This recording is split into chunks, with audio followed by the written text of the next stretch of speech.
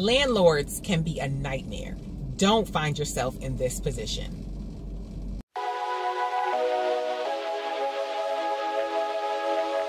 It was all good when this lady was sitting down at your table and y'all were having tea and crumpets, but as soon as an issue arose, now you see her true colors.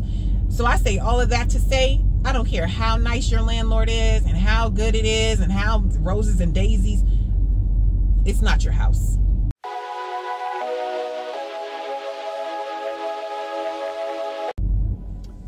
Hi, this is Natasha Bazil with SoulByNat.com, and this is a very impromptu video that I just had to share. So I got a call from a past client, a rental client, that I got in a home, and I've talked to her a couple of times, just trying to get her in the mindset, okay, preparing to buy, talking to her about possible rent-to-own programs. And when I talked to her in the past, she's always, kind of shot it down like, no, the landlord loves me and the landlord wants me to stay and such. And I'm like, yeah, of course the landlord would. You're a great tenant. I mean, you pay your money every month, you're taking care of the house. She's like, yeah, she's come and we've sat and had tea and we come over and we talk. Okay, but I still kept telling her, okay, but you need to be putting it towards your own. You need to be putting up, to buy, and invest in yourself. She kept shooting it down. Fine. Out of the blue, she calls me and a situation arose where, mold, or it was a leak of something of some sort in the basement, and mold. She needs to contact the landlord to get that, taken care of. And then she had items in the basement. So just in talking about that, and I don't know the specifics or want to get into the specifics, but it has gotten very ugly, like very ugly, to where the landlord is cursing her, calling her out of her name, brought the cops there. She had really nice flowers planted in the front. The landlord came and ripped all of the plants up.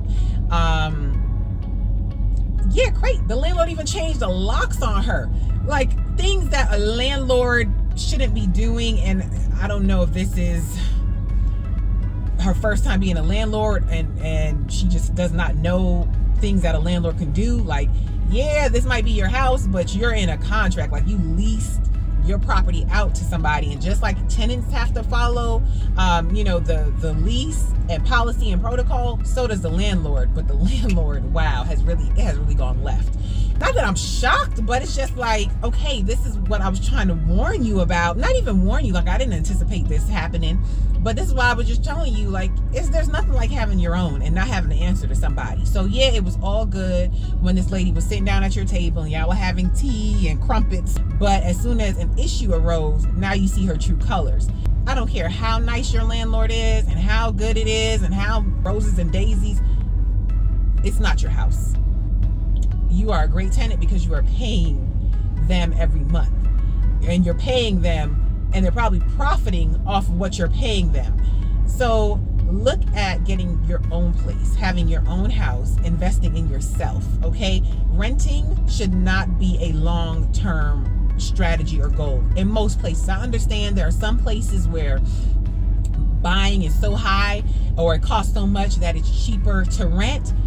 In Georgia, that is not the case. And in most places, that is not the case. If you are not sure if you can buy right now, you need to speak to a lender. See where you stand. Reach out to your agent. They will put you in contact with a lender. See what you need to do. If you can't buy right now, you at least want to know, okay, how do I get in a position where I can buy? What do I need to work on? So start that ball rolling. Do not wait until the end when things really start going south. The landlord's telling her, oh, you got to vacate the property. What? No. Okay, so she can fight that, but now she got to get a lawyer involved. The landlord could potentially mess up her credit if she files a judgment or a lien against her and it gets nastier. This landlord she can really like mess her up, even if the landlord's in the wrong. Like when she goes to rent another property, landlords or people that are renting houses do not want to see that you have had any liens or judgments regarding a rental property. They definitely don't want to see any, late payments or that you're behind and that kind of thing. But you never know how the situation is going to turn out. You do not want to be in that predicament when it comes to having a roof over your head and having a roof over your family's head. So I say all of that to say, be proactive. Do not wait until you get into a situation like this, or wait right before your lease is about to end to then go ahead and scramble and figure out what you're going to do. Go ahead and find out now what you need to do to buy a home. If you can't buy right now, find out the steps that you need to take to either work on your credit, just see what your options are. You know, it's probably not even as bad as you think, and you probably can afford to go ahead and buy a home. Find out what kind of programs are out there. In Georgia, we have Trio, lease with the option to buy. So if you can't buy outright right now, maybe you need to go that route. But find out what your options are, okay? Go ahead and speak to your real estate agent, speak to your lender. Find out what you want to do. Be proactive.